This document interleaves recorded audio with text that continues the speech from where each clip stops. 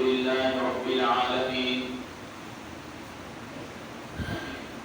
حضور آئے تو سر آفرین شفاگہی دنیا.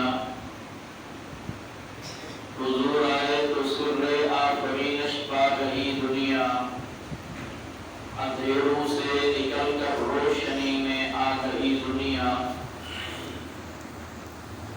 مجھے چہروں سے غم اترا، مجھے چہروں پہ غم اترا. حضور آئے تو سر آفرین شفاگہی دنیا. یہ محمد سے وفا تو نے تو ہم تیرے ہیں، یہ جہاں کیا چیز ہے لوح و قلم تیرے ہیں. تیرے محبوب کی یاد شفاعت لے کے آیا ہوں، حقیقت جس کو چھو کر دے میں صورت لے کے آیا ہوں. عزیز دوستو اور محترمہ طالبات مستورات، اہل محلہ کے خواتین،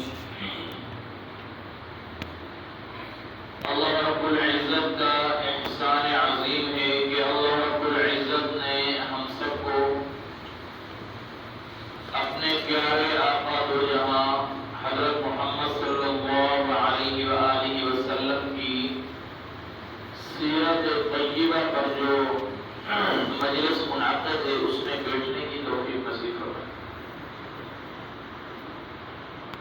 اللہ رب العزت جس انسان سے محبت فرماتے ہیں، میں اکثر ہی اپنے بیان میں کہتا ہوں کہ اللہ رب العزت جس کو چاہتے ہیں، جسے پسند فرماتے ہیں، تو فرمائے کہ اللہ رب العزت اسے دین کے ساتھ جوڑ دیتے ہیں. تو اللہ رب العزت نے ہمیں اتنے سارے بڑے محلے میں سے اپنے گھروں سے اٹھا کر ایک جگہ پہ جمع کر دیا. یہ اللہ کی محبت ہے.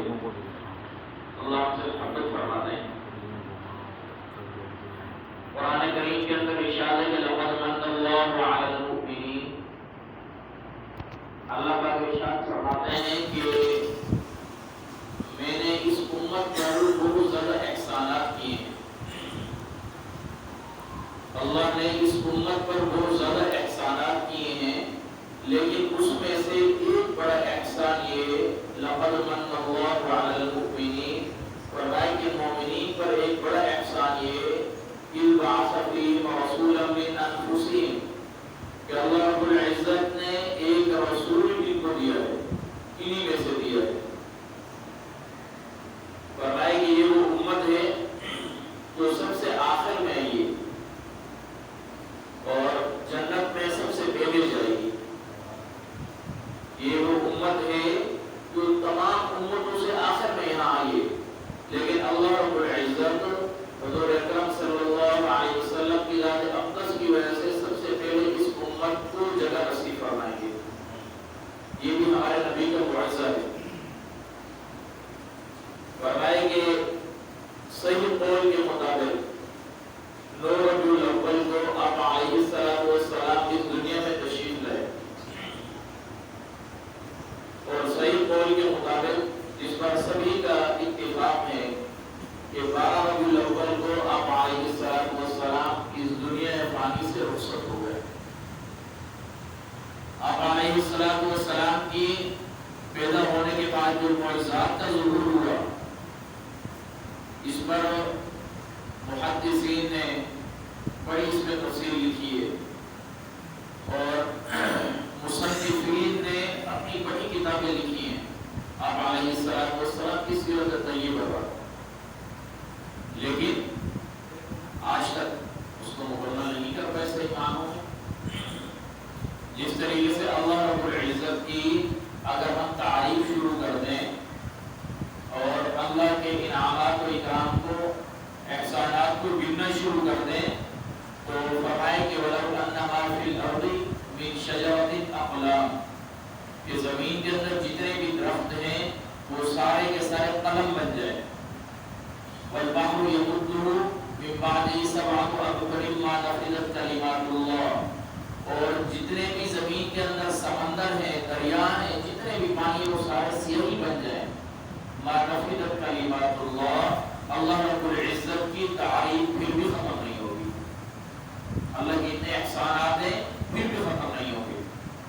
تو اسی طریقے سے آپ علیہ السلام کے بھی اس امت پر اتنے احسانات ہیں رسول اکرم صلی اللہ علیہ وسلم کے کہ ہم اسے مکمل نہیں کر سکتے۔ آپ علیہ السلام کی ولادت باسعادت حضرت آمنہ کے گھر میں 9 ربیع الاول کو صبح صادق کی وقت ہوئی، اور آپ علیہ السلام کے دادا عبد المطلب نے آپ علیہ السلام کا نام محمد تجویز کیا، اور محمد کی کیا معنی ہے؟ فرمایا کہ جس کی سب سے زیادہ تعریف کی جائے۔ آج جو ہے ہم اپنے بچوں کو مختلف چیزیں سکھاتے ہیں، اسکول کی مختلف چیزیں ہم یاد کراتے ہیں، لیکن ہمارے نبی کا نسب بھی ہمیں پتہ نہیں، اور ہمارے نبی کا نام ہی صحیح معنوں میں پتہ نہیں۔ جس طرح لکھا ہے کہ لطیفے کے طور پر ایک استاد نے اپنے شاگردوں سے پوچھا کہ بھائی ہمارے آخری نبی کا نام کیا ہے؟ تو ایک بچہ فوراً کھڑا ہو گیا، فوراً کہا کہ میں بتاؤں گا سب سے پہلے۔ کہا کیا نام ہے؟ کہا کہ ہمارے آخری نبی کا نام خواجہ محمد علی جناح ہے۔ تو یہ تعلیمات ہے۔ تو جتنا ہم سیرت کا مطالعہ کریں گے، رسول اکرم صلی اللہ علیہ وآلہ وسلم کی سیرت کا احاطہ کریں گے، اتنا ہی اس سیرت کے انوارات ہمیں نصیب ہوں گے۔ اور ان سیرت کی کتابوں ہیں جو چھوٹی چھوٹی، اگر ہم اس کا مطالعہ کر کے اپنے بچوں کو بھی وہ ہم عطیہ کریں گے، گفٹ کریں گے، انہیں بھی کہیں گے کہ اسے پڑھیں، تو پھر آپ دیکھیں گے آپ کے بچوں میں کتنی نکھار پیدا ہوتی ہے۔ تو آپ علیہ السلام انا خاتم النبیین لا نبی بعدی، نبی علیہ السلام نے ارشاد فرمایا کہ میں آخری نبی ہوں، میرے بعد کوئی نبی نہیں آئے گا۔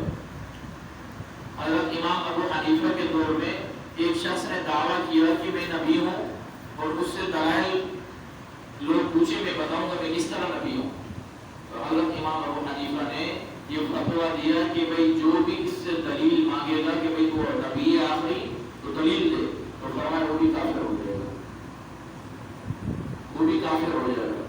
اس لیے ہم نے اپنا پہلا عقیدہ یہ بنانا ہے کہ آپ علیہ السلام کی ذات اقدس کے بعد کوئی بھی اس دنیا میں نبی آنے والی ہے۔ ہمارے نبی علیہ السلام آخری نبی ہے، آپ کے بعد کوئی نبی نہیں آئے گا۔ پہلے ہی ہم نے عقیدہ بنانا، اور اپنے بچوں کو آپ علیہ السلام کا نسب نامہ یاد کرانا ہے۔ اب جنہوں نے دعویٰ کیا ہے مرزا غلام احمد قادیانی نے، تو ان سے پوچھیں کہ ان کے آبا و اجداد ان کو پتہ ہی نہیں ہے، یعنی کوئی ایک نسب محفوظ ہی نہیں ہے کہ وہ کس کا بیٹا ہے، وہ کس کا بیٹا ہے۔ تو نسب کا محفوظ ہونا یہ ایک اچھی علامات میں سے ہوتا ہے۔ جس طریقے سے آپ علیہ السلام کا نام کیا ہے، ہمارے نبی کے والد کا نام کیا ہے، ہمارے نبی کے دادا کا نام کیا ہے، اور ہمارے نبی کے پردادا کا نام کیا ہے، اس سے کہتے ہیں نسب۔ جو کتابوں میں لکھا ہے کہ محمد بن عبداللہ، یعنی ہمارے نبی کے والد کا نام عبداللہ ہے، اور دادا کا نام محمد بن عبداللہ بن عبد المطلب بن ہاشم بن قصی بن کلاب بن مرہ بن لوئی بن غالب بن فہر بن مالک بن نضر بن کنانہ بن خزیمہ بن مدرکہ بن الیاس۔ اس سے آگے پوری تفصیل جو ہے آدم علیہ السلام تک جا کے ملتا ہے۔ تو اپنے بچوں کو آپ علیہ السلام کی تعلیمات سے اگر روشن کرائیں گے، سنت سے روشن کرائیں گے، تو پھر اس کی برکات ملے گی۔ آج ہم آپ علیہ السلام کی سنت سے دور ہیں، نبی علیہ السلام کی اتباع سے دور ہیں۔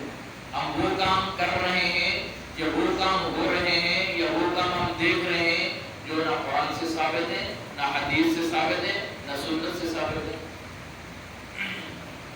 ابھی 2 دن پہلے مجھ سے خاتون نے پوچھا، مسئلہ پوچھا کہ 12 ربیع الاول کو، اس نے یہ کہا کہ میں نے 11 ربیع الاول کو بھی روزہ رکھا ہے۔ 11 کو یہاں آئی تھی میرے پاس، کہا کہ آج میرا روزہ ہے تو کل بھی روزہ رکھوں گی۔ میں نے کیوں روزہ رکھے گی؟ 12 ربیع الاول ہے نا، 11 ربیع الاول بھی سے بڑا ثواب ہے. تو میں نے اسے کہا کہ روزہ جو ہے وہ تو یا تو 15 شعبان کا ہے اور یا 9-10 محرم کا ہے، اور اس کے علاوہ یہ جو روزہ ہے یہ کچھ ثابت نہیں ہے. ہاں ایام 20 کے روزے ہیں جو پیر اور جمعرات کے جو مستحب ہیں، آپ علیہ السلام رکھا کرتے تھے، تو وہ ہم رکھ سکتے ہیں. لیکن اگر یہ مقرر کرتے ہیں کہ 11 ربیع الاول کو میں روزہ رکھوں گا یا 12 ربیع الاول کو میں روزہ رکھوں گا، تو فرمائے یہ اپنی من مانی زندگی ہے، یہ نبی کی زندگی نہیں ہے. اسے کہتے ہیں من چاہی زندگی. اور نبی علیہ السلام کی زندگی پر چلنا ہے تو اس کے لیے اتباع ضروری ہے. دین ہے اتباع کرنا. اور عمر رضی اللہ عنہ جب اپنے صحابہ کے ساتھ بادشاہ کی دربار میں ملاقات کے لیے گئے اور جب انہوں نے کھانے کی دعوت کی، دسترخوان لگا اور اس پر ایک لقمہ نوالا گر گیا، تو حضرت عمر نے اسے صاف کر کے کھانا شروع کر دیا. تو جو قریب میں بیٹھے ہوئے تھے تو انہوں نے کہا کہ بادشاہ کیا کرے گا، یہ کس لوگ ہیں، اتنے بڑے بادشاہ کی دربار بیٹھے ہیں. تو انہوں نے کہا کہ اتترک سنت رسول اللہ، کیا میں ان لوگوں کی وجہ سے، ان احمقوں اور بیوقوفوں کی وجہ سے نبی کی سنت کو چھوڑ دوں؟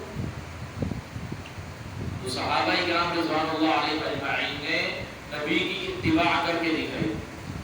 تو فرمایا کہ جس کی جتنی بڑی قربانی ہوگی اللہ رب العزت کی اس پر اتنی ہی مہربانی ہوگی. تو صحابہ نے رسول اکرم صلی اللہ علیہ وسلم کی جو قربانیاں دی، ہمیں تو دین بیٹے بیٹا مل گیا. اصل دین جنہوں نے قربانیاں دی ہمارے رسول اکرم صلی اللہ علیہ وسلم نے اس امت کے لیے قربانی دی. حضرت ابو ہریرہ بیٹھے ہوئے جو نبی علیہ السلام کے ساتھ ہر وقت چمٹے رہتے تھے. آپ علیہ السلام کے پاس رہتے تھے کہ کوئی بات نبی علیہ السلام ارشاد فرمائے اور وہ کہیں نکل نہ جائے کہ کیا بات ارشاد فرمائے. تو فرمائے کہ ایک دن ایسا ہوا کہ بھوک سے نڈھال ہو گئے. ابو بکر صدیق گزرے راستے سے، تو انہیں اپنا حال احوال بتایا. تو کہا کہ ہو سکتا ہے